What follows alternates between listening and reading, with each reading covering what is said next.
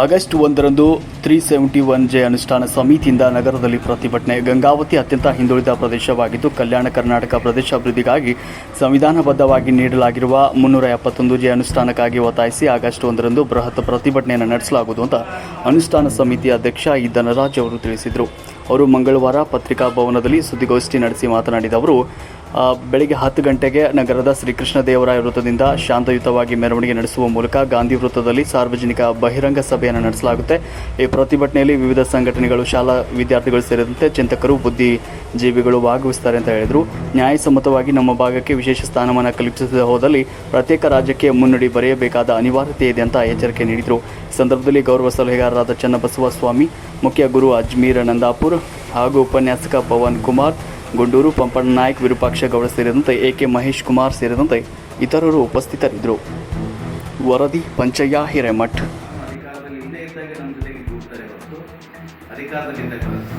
ಇನ್ನೊಂದು ಪಕ್ಷ ಮಾಡಿದ ತಪ್ಪನ್ನು ಬಹಳ ಬೇಗ ಎತ್ತಿ ತೋರಿಸ್ತಕ್ಕಂಥ ಒಂದು ಪಕ್ಷ ತಾನು ಅಧಿಕಾರಕ್ಕೆ ಬಂದಾಗ ಏನೆಲ್ಲ ಮಾಡ್ತು ಅನ್ನೋದು ಪ್ರಶ್ನೆ ಮಾಡ್ಕೊಳ್ತಕ್ಕಂಥದ್ದು. ಆಮೇಲೆ ಅವ್ರು ಮಾಡ್ಕೊಳ್ತಾ ಇದ್ದರೆ ನಾವು ಕೇಳಬೇಕಾಗಿರ್ತದ ಒಂದು ಜವಾಬ್ದಾರಿಗಳು ನಮ್ದಾಗಿರ್ತದೆ.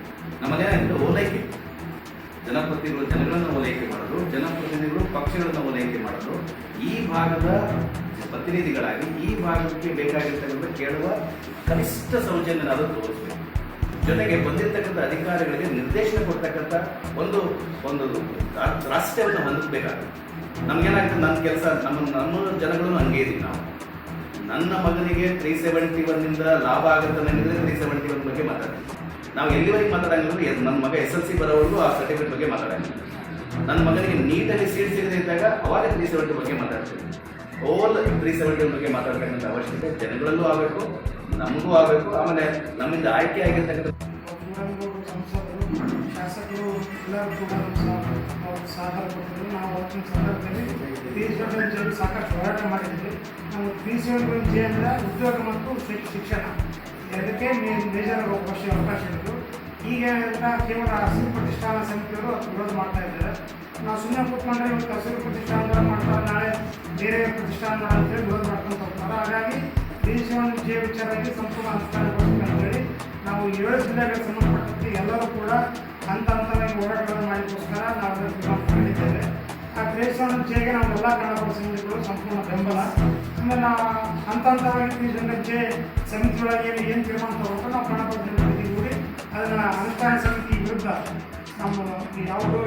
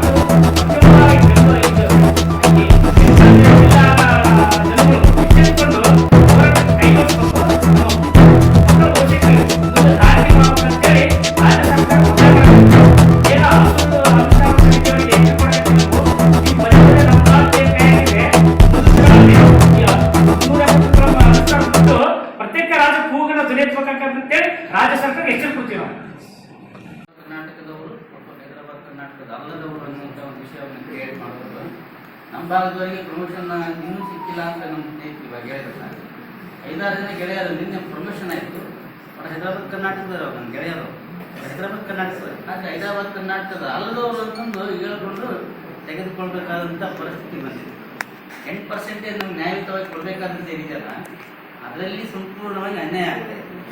ಬೇರೆ ಬೇರೆ ಜಿಲ್ಲೆಯವರು ಚಿತ್ರದುರ್ಗ, ರಾಯಚೂರು, ಚಿತ್ರದುರ್ಗ, ಮೈಸೂರು ಅಲ್ಲಿವರೆಲ್ಲರೂ ಇಲ್ಲಿ ಬಂದು ನಾವು ಸಭೆ ಮಾಡಿದರೆ 150 ಜನ ಶಿಕ್ಷಕರ ಸಭೆ ಮಾಡಿದರೆ 25 ಜನ ನಮ್ಮೂರವರು, ಇನ್ನು ಉಳಿದವರೆಲ್ಲರೂ ಅಲ್ಲೇ ಇರ್ತಾರೆ. ಇಷ್ಟು ನೋಡಿದ್ರು ನಮ್ಮ ಬ್ಯಾನ್ ಏನನ್ನೋದು ಸ್ವಲ್ಪ ನಿಮ್ಗೆ ಅರ್ಥವಾಗಿಲ್ಲ. ನಮ್ಮ ಉದ್ದೇಶ ಅಂದರೆ ನಿಜಾಮನ ಕಾಲದಿಂದ ಆ ಊರಾಗ ಖಾಲಿ ಆದಂಥ ಹುದ್ದೆ ಆ ಊರಿನಂಗೆ ಕೊಡಬೇಕು.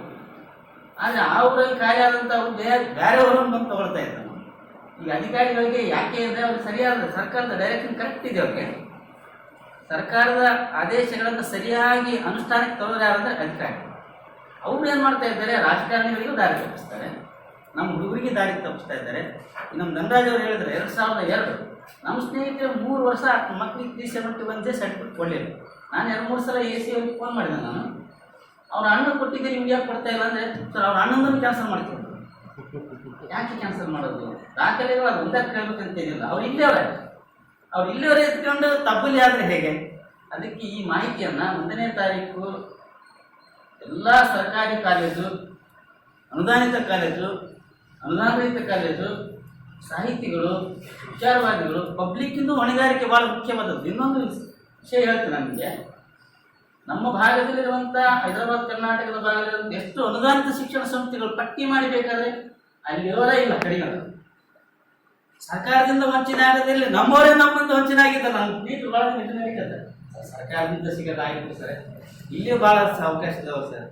ಎಷ್ಟೋ ಹುದ್ದೆಗಳನ್ನು ಅನ್ಯ ಜಿಲ್ಲೆಗೆ ಹೋಗಿ ಮಾಡ್ಕೊಂಡಂಥ ಉದಾಹರಣೆಗಳು ನಮ್ಮ ಭಾಗದಲ್ಲಿ ಇದ್ದಾವೆ. ಇಷ್ಟಾದರೆ ಧನರಾಜ್ ಯಾವಾಗಾದ್ರೂ ಅದು ಮಾತು ಹೇಳ್ತಿರ್ತೀನಿ ನಾನು.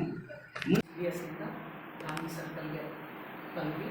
ಅಲ್ಲಿ 1 ಗಂಟೆ ಜಾಗೃತಿ ಕಾರ್ಯಕ್ರಮವನ್ನು ಪ್ಲಸ್ ಗವರ್ನರ್ಗೆ ಒಂದು ಮೆಮೊರಂಡಮ್ ಕೊಡುವಂಥ ಕಾರ್ಯಕ್ರಮ 1ನೇ ತಾರೀಕು ಗುರುವಾರ ಆಗಸ್ಟ್ 1, 2024 10 ಗಂಟೆಗೆ ಜಾಥಾ ಶುರು ಆಗ್ತದೆ ಸರ್. ಗಾಂಧಿ ಸರ್ಕಲ್ ಸಭೆ, ಅಲ್ಲಿ ಸಭೆ ಮಾಡ್ತಾ ಇದ್ವಿ. ದಯವಿಟ್ಟು ಪತ್ರಿಕಾ ಮಿತ್ರರು ಈಗಾಗಲೇ ಹಿರಿಯರು ಹೇಳಿದಂತೆ ಇದು ಬಹುಶಃ ತುಂಬ ಒಂದು ಜಾಗೃತಿ ಮೂಡಿಸುವಂಥ ಕೆಲಸ ಆಗಬೇಕಾಗಿದೆ. ಹೋರಾಟನೂ ನಮ್ಮೆಲ್ಲರ ಜವಾಬ್ದಾರಿ ಆಗಿದೆ. ನಾವೆಲ್ಲ ಈಗಾಗಲೇ ಎಲ್ಲ ನಮ್ಮ ತಂಡ ಎಲ್ಲ ಕಾಲೇಜನ್ನು ರೀಚ್ ಮಾಡಿದ್ವಿ. ಎಲ್ಲ ಸಮುದಾಯಗಳನ್ನು, ವಕೀಲರ ಸಂಘ ಇದಕ್ಕೆ ಬೆಂಬಲ ಕೊಟ್ಟು ಕನ್ನಡಪರ ಸಂಘಟನೆಗಳು ಕೆಲಸ ಮಾಡ್ತೀವಿ. ಬಂದ್ ಕರೆ ಕೊಟ್ಟರೆ ಬಂದೇನಿಲ್ಲ, ಪ್ರತಿಭಟನಾ ಮೆರವಣಿಗೆ ಬಂದೇನಂದರೆ 8 ಜಿಲ್ಲೆಗಳದ್ದು ಒಂದಿನ ಬಂದ್ ಮಾಡಬೇಕು ಮುಂದೆ ಅಂತ ಇದೆ. ದಿನಾಂಕವನ್ನು ತಿಳಿಸಲಾಗ್ತದೆ ಸರ್.